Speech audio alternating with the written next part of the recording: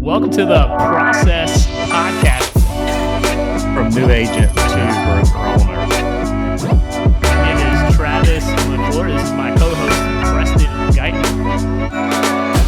Welcome to the Process Podcast. Recorded on a Friday morning. Preston, how you doing today? Good, man. Can't complain. Did you get out there do some running today? I did. It is very, very, very, very hot. Like, it is very hot.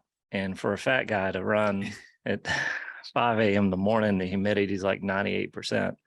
It's pretty hard. Yeah, it is hard running in the summer months. If you're a runner and you listen to this here, living in the South in the running community, there's a saying that the summer miles bring fall smiles. Well, I'm betting on that because you keep telling me that. And every time I run, I'm like, it's supposed to get easier. And no.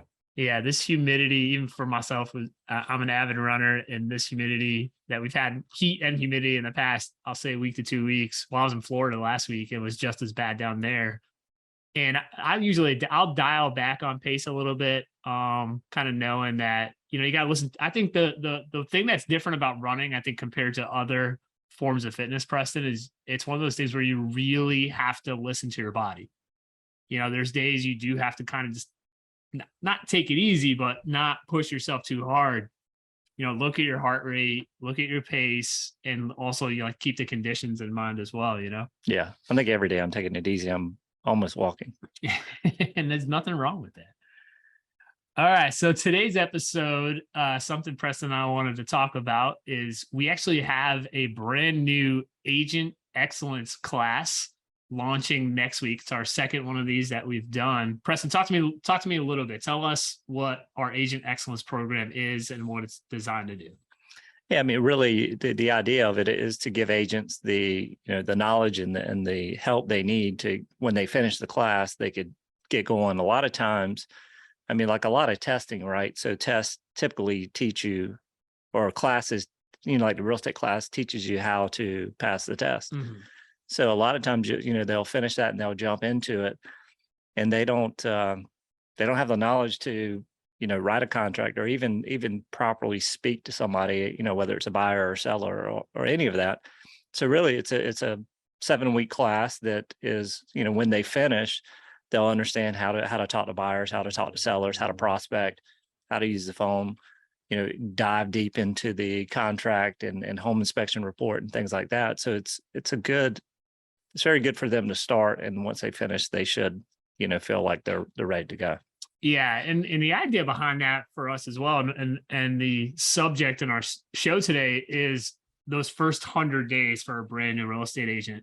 They're crucial when you're starting basically a brand new business. As a brand new entrepreneur, this is what we're talking about today. What are the things you should focus on in your first 100 days? Yeah, and it's, real estate agent or broker or owner or any business. That's right. I mean, you want to have, you want to do the things in the first 100 days where you finish that 100 days and you have momentum, you have leverage, and, it can continue on. Obviously, if you start off slow, it's hard to pick up. It's a lot better to, in that first 100 days, to do everything to put yourself out there, and put yourself everywhere you can be.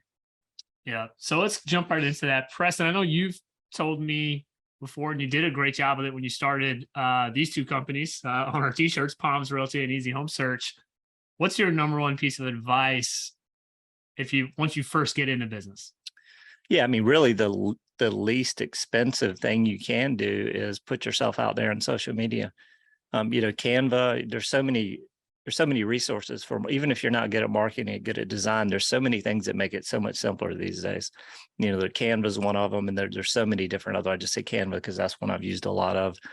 But using those resources and putting yourself out there on social media as much as possible, whether it's videos, branding, all of those things, just do as much as that as you can and make it look like you're everywhere. And even like the advertising side of social media is so inexpensive to put your brand in front of a lot of people. So pushing really hard on social media is something that's not expensive to do. And, I think it's something that people should take advantage of. Yeah, I couldn't agree with that more. People tend to do business with people they know, like, and trust, right? And who knows, likes, and trusts you more as a brand new business person than your sphere of influence. And social media is a great way to get in front of your sphere of influence, especially brand new. Announce that you've gotten into real estate, you've got your license, you've picked a great company, that kind of stuff. You'll get a lot of attention. I know for a fact from talking to brand new realtors when they've gotten their start, people come out of the woodwork and want to start talking to you about real estate almost right away, because they know where you lack an experience, but they know, like, and trust you as a human being, and they're gonna do business with you. Yeah, and a lot of people too, they're hesitant to put their business on their personal Facebook page, but when you choose this, for real estate as a profession, Yeah, you are always working. So, don't be afraid to put that stuff on your personal page and share it often, because when you're in sales, you're always in sales. the second one I put on the list, Preston, is actually is a piece of advice I got from an agent when I first got started, and I've continued to give this to brand new agents as they've gotten started.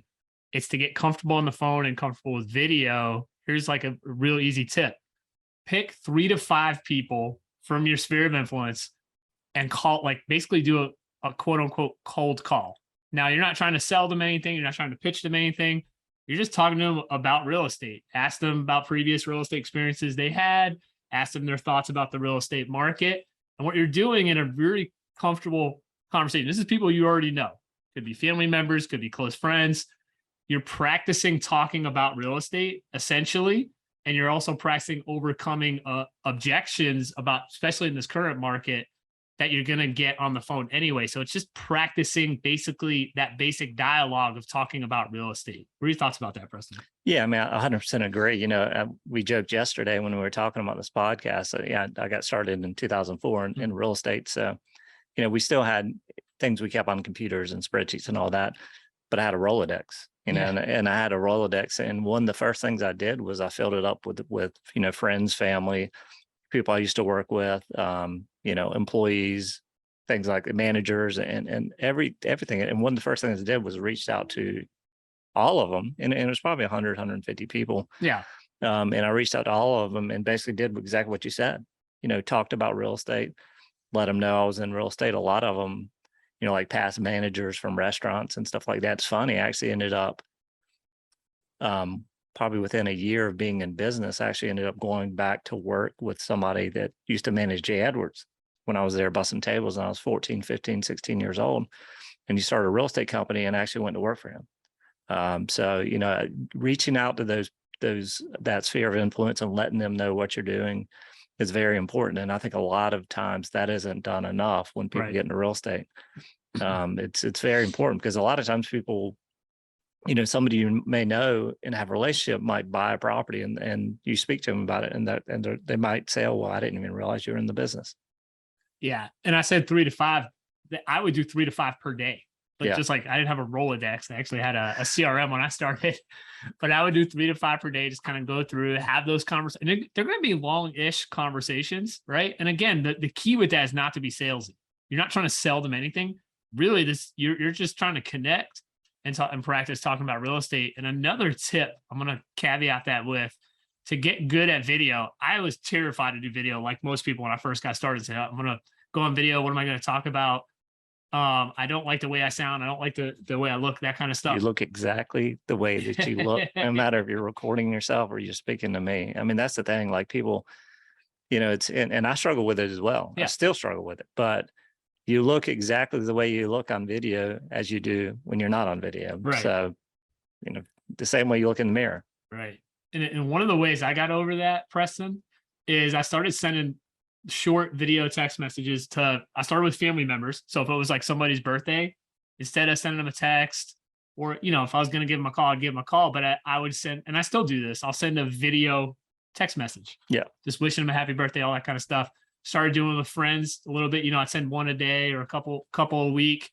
Just get very used to talking on video. It's a really simple, easy trick to kind of get used to hearing the way you sound, hearing the way you look on video, and getting comfortable talking on video. So that's another 2 things I would do as a brand new real estate agent in my first 100 days. Yeah, and as far as the video too, I wouldn't, what I started doing, and what I recommend a lot of people doing, just shoot one time and send it.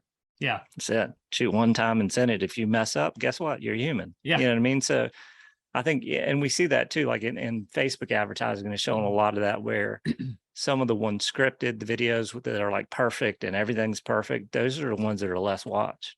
You know, Yeah. so a lot of times just recording it the one time, shutting it down. If you mess up, just send it.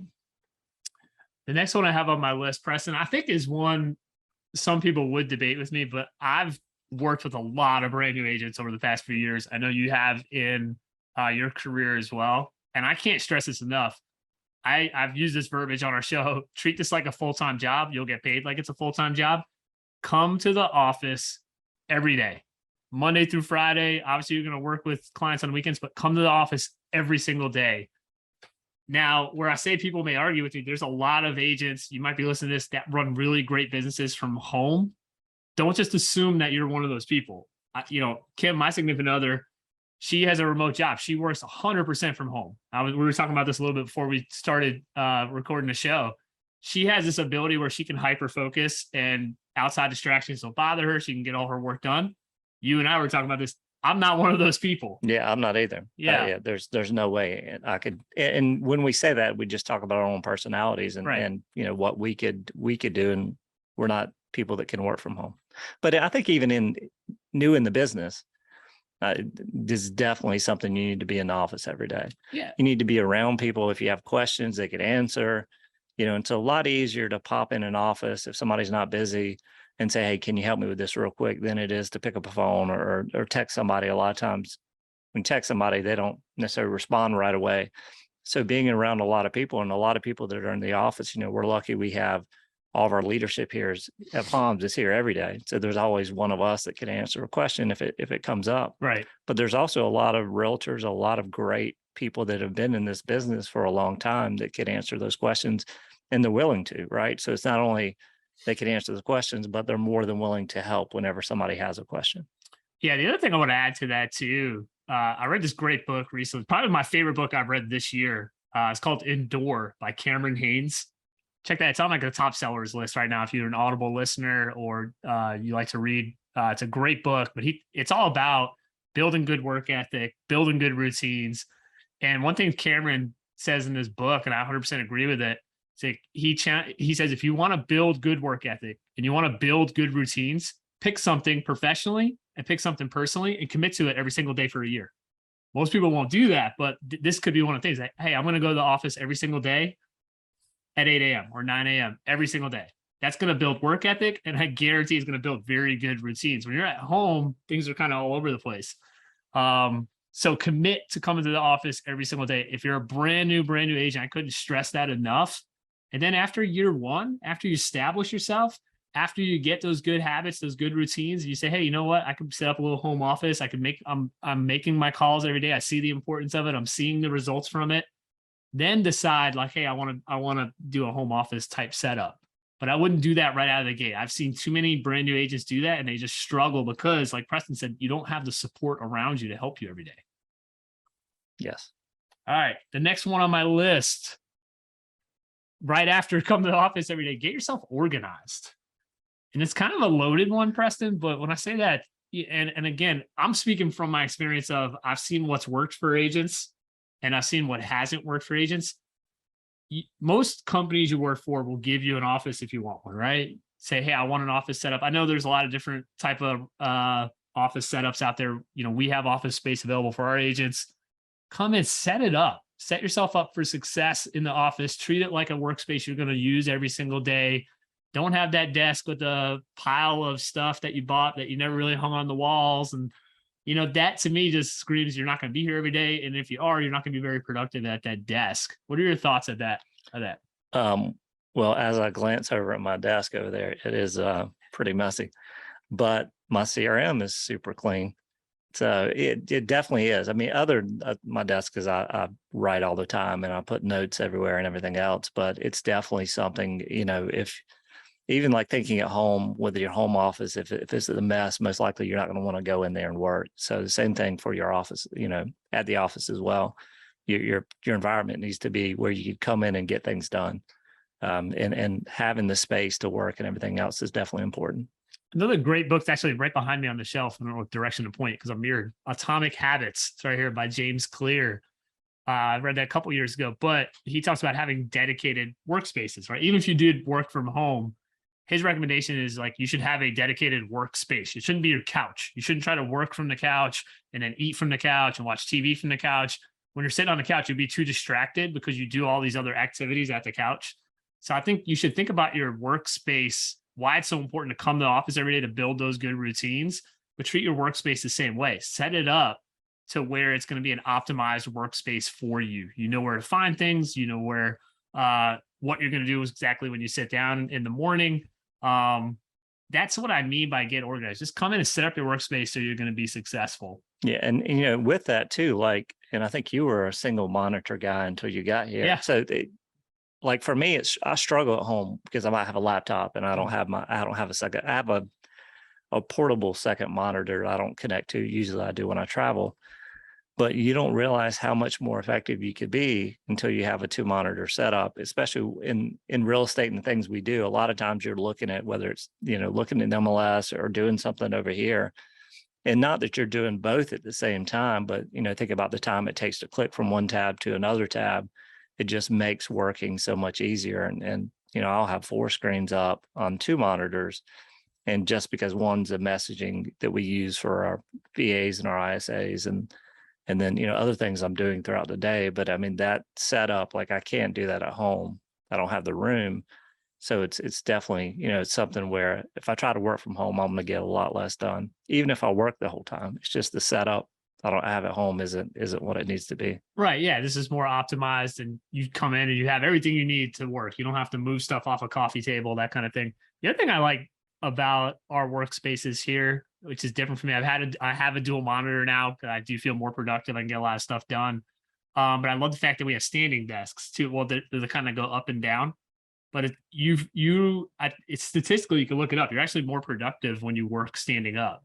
Yeah. Better energy when you call, all that good stuff. Yeah. I mean, that's the way I've, you know, worked to probably the last 4 or 5, 6 years, something like that. But it definitely makes it a lot. We even tried to do this in this podcast and we just couldn't find the right table for it. Yeah. Just because energy and everything else seems like it's a lot more, you know, so we don't have to be as highly caffeinated if we're standing up than if we're sitting down. But you know, I definitely love that. And majority of the time, I very rarely sit down. And if I do, it's kind of like on a bar stool type, you know, setup than actually sitting in a chair. I actually don't even have a chair. Yeah, especially making calls. I pace when I'm on the phone. So like I'm in my little office. This morning I did calling with leadership. I did the last 2 mornings, and I have a wired headset, but luckily the wire is long, and I'm like pacing back and forth at my desk.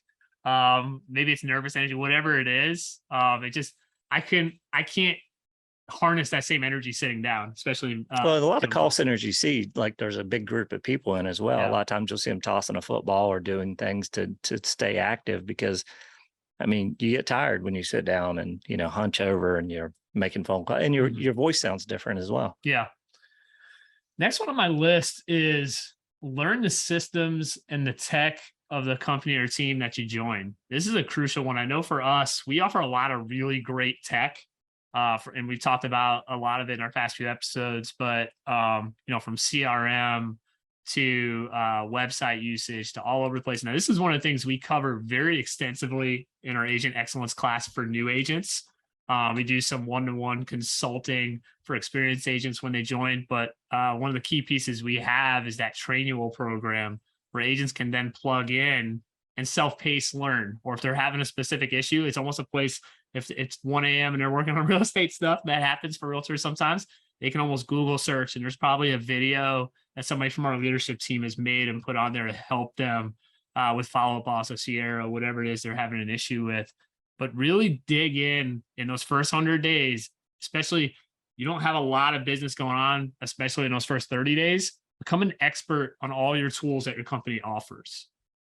Yeah, 100%. I mean, learning the technology, and, you know, we talked about it yesterday, is, you know, you could halfway or a quarter of the way and learn the technology and not know much about it at all. I mean, there's a lot of things within the CRMs, especially the one we use, but all CRMs, that once you dig in, there's so many things that can make you so much more effective throughout the day if you learn what those systems have in them. Yeah, initially for our Agent Excellence program, after we get through the onboarding piece, their first couple of days, and make sure they have everything they need, that's where we spend a lot of time those first few days training the agents, is just making sure they know the ins and outs of all that tech. Because if you have confidence in the tools, you're going to have a lot of confidence to take action. Yeah, you don't want anything to be a barrier. And then, the second or third week, they start calling, they start prospecting within that CRM. There's a dedicated phone number for them that's attached to the CRM, that's attached to their cell phone as well, that they start digging in and calling. So that, it's not just a class of, for us anyway, Agent Excellence program is just a class of us up there throwing up on them for 6 weeks or 7 weeks. They actually dig in and do the work and learn how to, and that's a big part of it. They got to make so many calls, and it's exciting seeing 10 people eager to learn. They're all standing up, making phone calls together and prospecting. Yeah, it's what we call action-based training or action-based learning.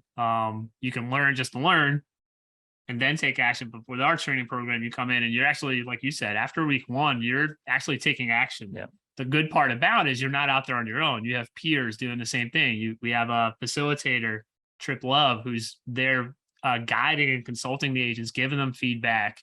So that's really important as well. Make sure you have a system like that in place. Because like Preston said early on, a lot of times agents get their license, right? And to me, it's like hurry up and wait throughout that process. Yeah. So like you're in a rush, you got your license, you're ready to start. And then it's like that feeling of like, now what? Yeah, for sure. Right? So that's where we put this program in place, to take away that feeling of now what, right? It's like, okay, now we're going to guide you through what I'm talking about is the first 100 days to make sure you're going to have a ton of success in your real estate. Yeah, and that's why, you see all the statistics of how many realtors fail, and over within 3 years, 2 years, a year, whatever. 88% in 2 years. Yeah, and it's that's a big reason why they never stepped in and were given the training or were willing to take the proper. It's not always that they didn't have the training, they just weren't willing to take the training and to listen and to do the things that are required, because a lot of them join this business thinking that, I'll have a ton of free time. Yeah. And it's not the case. Treat it like a part-time job. It'll pay you like a part-time job. Yeah. That's what I tell people. And it's true. It's 100% true. Next thing I have, Preston, kind of near and dear to my heart, is set goals. We spend a lot of time talking to our agents about it. We do a practice called Go to the Board once a quarter with John Cheplack. All our agents kind of come in and they talk about their goals. But like, how much do you need to earn? Right? How much do you need to fund your personal life outside of real estate? How much money do you need to fund something that's near and dear to your heart, that maybe because you earn X dollars, you're able to do this with your life? Know that. Set that kind of goal. Talk about that, Preston. Like, why is Go to the Board such an important thing to our agents? Yeah, I mean, and the goal isn't always monetary, right? So it's not always about money. And really, to go to the board, what we get from them are the commitments. Mm-hmm. So they set the goals, but we also get the commitments, right? So you could say, my goal is I want to make $100,000. Okay, well, what's the plan? What are those commitments that are going to help you get there? Oh, I'm going to make more calls. Okay, well, what does more calls mean? Oh, I'm going to make 10 calls a day. So you're not even like part-time, you're below part-time. Mm-hmm. So you got to get those commitments and dig, like John says, dig deep and get those answers. Because, when they say $100,000, a lot of times they don't realize the work that it takes to get there. And, go to the board, we talk about those things, we make those commitments, and you publicly declare those commitments to everybody within the company. Hey, this is what I'm going to do. And then you have people that can help you hold accountable. Yeah. And I think the next part of that in this, especially for a brand new agent, is know what your lead sources are. I'm a firm believer you should have 3 to 4. You can't rely on just one lead source. And most agents kind of come into this business, they rely on one, which is sphere of influence. And it's a great lead source, but it can't be your only one. Even if you're an experienced agent, it can't be your only one. What are your 3 to 4 lead sources that you focus on? Now, there's a lot of different places you can get leads in real estate. And the opposite end of that is you don't want to try everything, because kind of spread yourself a little bit thin, right? But what are your 3 to 4 things that you're focusing on, right? Sphere of influence obviously should be one for every agent. Agents here at Palms, we have a great company lead generation source through easy home search. But then what are the next couple are you going to focus on? Is it for sale by owners? Is it an open house once a week? What are the lead sources that are going to help you get to the goals we just talked about, right? What are you committing to get to those goals? And what are the lead sources that are going to help you get that? And I think that's an important thing, to really have that roadmap to what's going to make you successful. Yeah. And for me, the first thing I did when I got into the business, I compiled that SOI list. And the first sale I had, actually did an open house for somebody in the office, and it was sitting in the house. And actually a couple came in, and they had 2 younger kids, and they were actually supposed to meet an agent that weekend, and the agent wouldn't answer phone. Yeah. So I ended up selling them something else, but I did an open house for another agent in our office, and it led to a buyer. And I think now that the times are changing, you're going to see houses sitting on the market longer. Mhm. There's going to be opportunities, because you could go to any senior level agent and they'll be like, hey, yeah, you could do an open house for me, of course. Right. So, those are things to take advantage of, but also find a lead source. I mean, the realtor.com, Zillow, pay-per-click, whatever you do, I wouldn't go out and do all of them, because what you'll see, and I've never really been a buyer of, I bought realtor.com leads, but Zillow, not really much. I've always focused on pay-per-click and SEO. And what you'll see end up happening a lot of times, if you have all of those different lead sources, you end up seeing a lot of the same leads. Like if you compare a pay-per-click database to a Zillow database, there's probably 50%, 60% of those are in the same database. Same people, you're saying? Same people, yeah. So you'll see people in pay-per-click and a Zillow database, and the other way around as well. So it's good to not, like you said, not to focus on all those things. You focus on SOI, doing things like open houses, learning prospecting, buyer leads, whatever the source is. And then as you continue to sell, the one thing you don't want to leave out is past clients, because past clients are the easiest people to get referrals from. They're easiest people to sell again. You just got to do the work. And prospecting isn't always about chasing that new lead, chasing that new buyer. It's about following up with the past clients, and as your database gets bigger of past clients, and that all the statistics show that if you focus on the past clients, you should be able to get about 10% a year referral from that group. So, you've been in the business a long time, or maybe it's, maybe you're just a super agent and you sell 1,000 people in 5, 6, 8 years, whatever the number is. I mean, just focus on that. I mean, what's 10% of 1,000? I mean, 100. Yeah, exactly. Make it simple. Yeah. So that's a pretty good business and a pretty good focus if you get to that point. Yeah, that was always a question when I would consult and coach experienced agents. I would say, well, how many closings have you had in your real estate career? And that was one of the first things we dug into. If they had, let's say 1,000, that's a pretty big number. Let's say they had 100 closings, right? I would say, well, how many of your closings in the past year were from past clients? That was a pretty easy number to go back and say, hey, we should have had 10. Now, if that number was like 2 and you have 100 past clients, what is that an indicator of? We're not doing a good job staying in touch with our past clients. So that's a pretty good, actually, it's a pretty accurate number of deals you should have from past client database. And why that's so important. We talked about people will do business with people they know, like, and trust. Who knows what a working relationship is like with you more than your past clients? Absolutely, they do. And you've built that trust with them. Now you just got to maintain that relationship. Yeah. And, I've heard a lot of people say, well, people move here, they make new friends that are realtors. Well, guess what? If you stayed in front of them and stayed connected to them, what's an easy conversation for them to say to the new friend that's also a realtor? Yeah. They'll actually respect you and say, hey, this person stayed in front of me. They're who I bought my house from originally. Hopefully you could respect the fact that I want to use this realtor that I continue to have a relationship with. And then it relieves maybe an uncomfortable friendship, something that could be uncomfortable in a new friendship they made. So, I mean, that's definitely something to think about. You'd be surprised too. I used to do a lot of circle prospecting, like call through Red X and call like just listed, just sold properties. And I had a script I used at the time. And one of the questions I would ask Preston as I progressed through conversation was, hey, if you were going to buy or sell real estate 3 years from now or 10 years from now, is there a realtor in our area you would use? And you'd be surprised how many times they don't remember the name. They couldn't remember the name of their realtor. It used to blow my mind. They'd be like, yeah, we bought some guy from I can't remember it would happen all the time. It would blow my mind. We had that magnet calendar up there for 6 months and we never heard from him again. I can't remember his name. So what I took that And when I used to coach and consult agents, I used to say, you call your past clients, because if you don't, somebody else will. Yeah. And that's the truth. Yeah. Absolutely. Somebody will call them for you, and they'll list it for you too. And that's usually the every experienced realtor knows that terrible feeling when you see a new listing hit and it's like, hey, I sold that house. Yeah. And it's like, I didn't, that's on the realtor, right? That didn't call and reach out to their past clients. Next one on my list, Preston, is what I feel like we hammer on this show, is create a daily schedule, a daily and weekly schedule. So sit down as a brand new realtor, first week in a business. This is where you got to lean on leadership or lean on that person who's teaching your new agents and say, hey, can you help me build a really good weekly schedule for myself? And I think you should map out, and you want to include what happens in your personal life as well, right? Because that stuff's going to happen. You got to be there as a mom, a dad, a spouse, whatever that is. So you put that stuff, what does my perfect week look like? Now, there's times you got to bend and flex and change your schedule.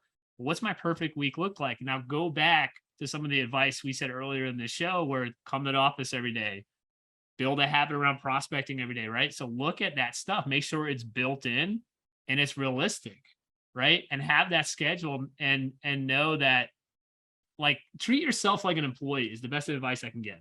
Like, if you got a brand new job, and think about, you have a brand new job as a realtor, that employer is going to give you a schedule they expect you to work, right? Now, problem with real estate, you don't really get that. Most realtors don't, right?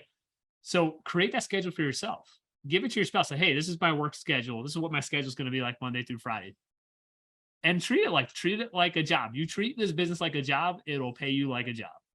And I would recommend too, finding, depending on who your spouse is, I would recommend finding some other people that are successful, maybe in the office, that you could have an accountability group with, whether it's a text thread or whatever. I mean, we text each other at 4 a.m., 4:15. Mm-hmm. And, I tell you, when the alarm goes off sometimes at 4:00, I don't feel like getting up. Yeah. Like this morning, I didn't feel like getting up, but I got up and ran. Mm-hmm. But, so the first thing I do in the day by doing that is win. So you start your day by winning, or I could have hit the snooze button. I call that the morning choice. And I've already lost. I've already lost because I hit the snooze button. So today I got up and struggled through 3.5 miles and came in here and doing a podcast. Yeah. Another thing I'm passionate about outside of real estate is fitness. Anybody knows, but I call that little, hey, I could hit snooze, or I could sleep an extra hour and still make it to work on time, whatever. I call that the morning choice. You're making a choice of what you want your day to be like. You're just like in business, your business is a product of your habits. Your personal fitness is a product of your habits. That first alarm going off and, hey, am I going to go to the office today? Or, hey, am I going to go to the gym today? That's the morning choice. So you choose how your day is going to be right then and there. Right. So you chose to win. And what you defined as a win, you chose to win. Yes. So the last one, kind of good segue, is seek accountability. And I know we've talked about this in previous episodes as well. Seek accountability for us. And I'm going to talk to like what we do with brand new agents in their first 100 days. We have the Agent Excellence Program. They come in a set number of days every single week, and it's set time, and they're learning and they're taking action. And after that class ends, we strongly suggest and we encourage them to join one of our accountability groups. Now, our accountability groups run in 6-week segments, right? And in those 6 weeks, they come in. It's usually a group of 10 to 12 agents. They come in every morning, a certain day of the week at the same time. We have a set of rules that goes with the accountability groups. They're setting goals, weekly goals for themselves, right? Usually it's one professional, one personal, and then one wild card, right? Could be professional or personal. And it's funny, sitting in on those meetings, I love to hear people's personal goals. I feel like it's where I really learn about people. I digress. But the other aspect of that is really important is every week they leave with an accountability partner, and it rotates. Every week you have a different partner, and they have to check in with each other three times a week. That's so important. A lot of times in real estate, and I don't care what industry you're in and you work as an independent contractor, you can sometimes feel like you're out there on an island.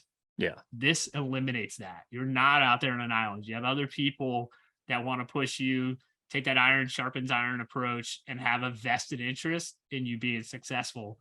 And this is a job in an industry that's not easy. I think No. anything you do where it's on your own, and I'll go back to fitness because I relate to that most. Like runners, it's not easy to get up and go running every day. Nobody cares. At the No. end of the day, nobody cares if you ran this morning, right? You do because it's important to you. I do because I feel like I have a vested interest in it. We talk about it all the time. Same thing with your real estate career. If you don't get up and go to the office and make your calls today, at the end of the day, the only person or people that affects is you and your family, Yep. right? It's really hard to be out there on your own. Have people holding you accountable. Yeah, and most people are okay letting themselves down, right? Like Yeah. if it's just them and they're saying, okay, I'm going to do this, and they're talking to themselves. But a lot of times, especially in the accountability groups, what you see is people don't want to let down their peers. Right. So when they make a commitment and they stick to the commitment and they do it, but a lot of like when they, even in that group, I'm sure you see it. I'm sure some people come in and say, well, I wasn't able to do that. But for the most part, they always want to make sure their peers and they don't say something that they're not able to hit or they're not able to do within that week. I've found the key piece of that, Preston, is the week, like the partners. They're checking in with it because I've heard them say so and so is a great accountability partner. They called me on Wednesday. I was completely off track and I knew they were going to call me back on Friday. So we're like sometimes with accountability groups, if you just meet every Monday, it's pretty easy to get to Friday and be like, yeah, well, that's a no for the week, right? Yeah. You know what I mean?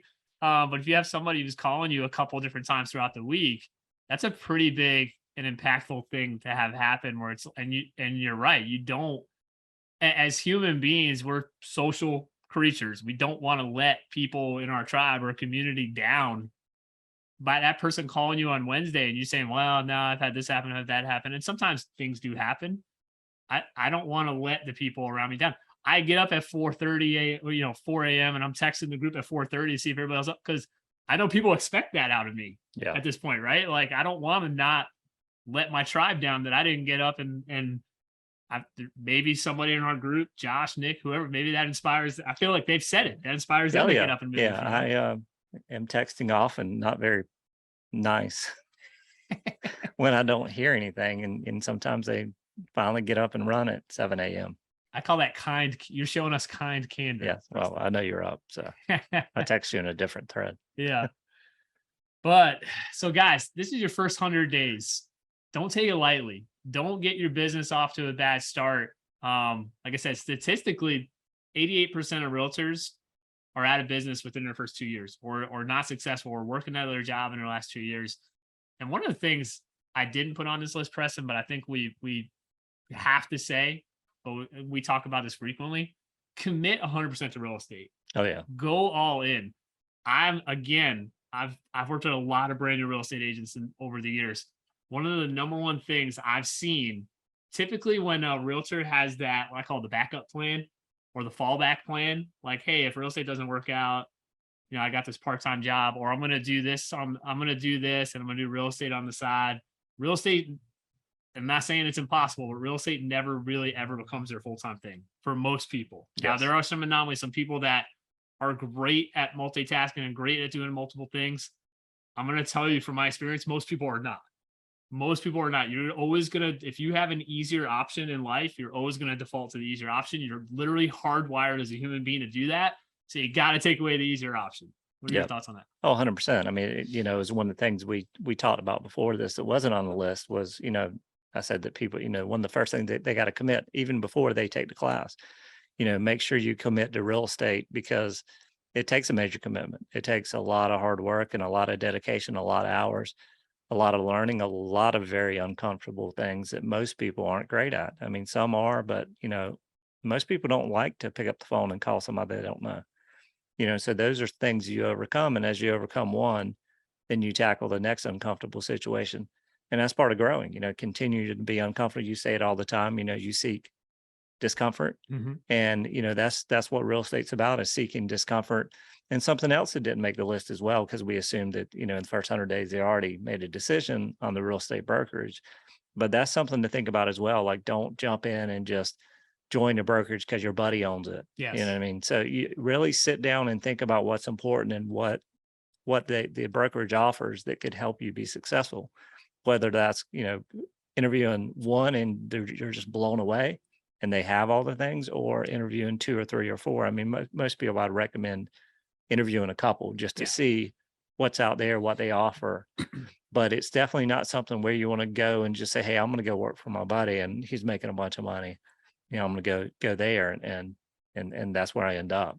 I think the thing to think about where my mind goes with that, and again, like, you know, there's a lot of different companies out there. They all cost different.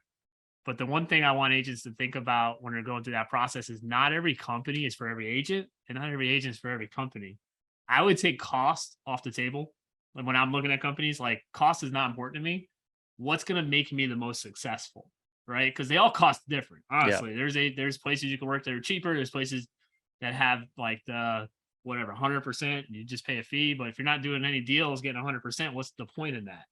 Right. So I would take cost off the table and figure out who has a system. I'm a very systematic person. Who has a system that's going to work the best for me and make me the most successful. Yeah. And you said the cost doesn't matter. I mean, what's the value they're giving? So you could have zero value at 100%, or you could have a lot of value at a lesser percentage, or whatever it may be. So really, that's what you got to look at is, you know, is 100% better if I'm closing 10 deals, or is a lower split better and I'm closing 25 deals with this other company? So those are things you got to look at, and just, you know, look at the value they offer, and just don't look at the splits. You know, when somebody comes in and says, hey, what are your splits, is the first question. A lot of times they're not the right agent. Yeah. I usually direct the conversation of it's a return on investment. Yeah. Right. Real estate's an unlimited business. You literally can make an unlimited income. There's realtors that make $1 million a year in gross commission. Like, they're out there. Yeah. To them, that's what's important, not what it costs to get that. Right. Like, so there's a return on that investment, and you really have to think about it. That's being a business person. Yeah. That's the way business people think. Well, you got to run your real estate. It is a business. Yeah. Like, you need to run it like a business. It'll pay you like a business. And, you know, that's something very important as well. We appreciate you listening to the Process Podcast. With that, we got Noah to send us off. Don't forget to like and subscribe. All right, guys. Have a great rest of your day. Have a great week. We'll talk to you soon.